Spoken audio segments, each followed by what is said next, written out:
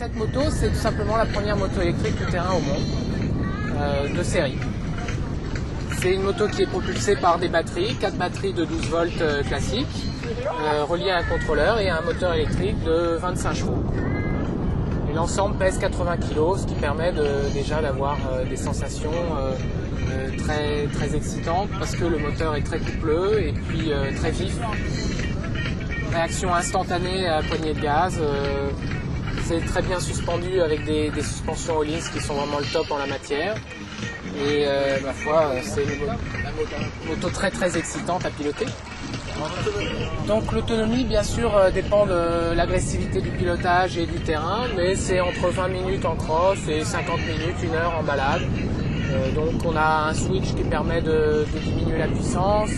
Elle est complètement programmable, donc on peut rajouter un peu d'autonomie en tirant moins d'énergie tout simplement.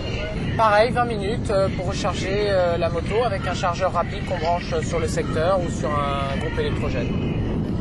Alors les évolutions, c'est bien sûr plus d'autonomie et puis aussi plus de puissance, probablement aussi des motos un peu plus légères, mais bon, ça c'est pas ce qui est le plus urgent, c'est vraiment de rallonger l'autonomie avec des nouvelles technologies de batterie qui sont en train d'être testées actuellement. Alors la caractéristique principale de cette moto, c'est que c'est un moteur électrique, donc complètement silencieux. Et bah tu vas où ?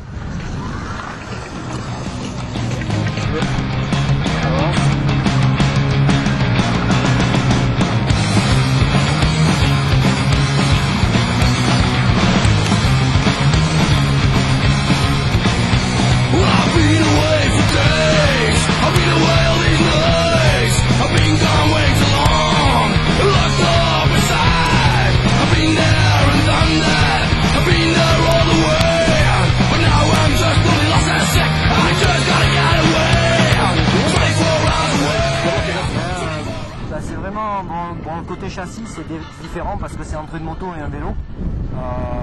La suspension c'est pas l'équivalent d'une moto de cross, donc on ne peut pas rouler sur un terrain de cross comme avec les motos de cross.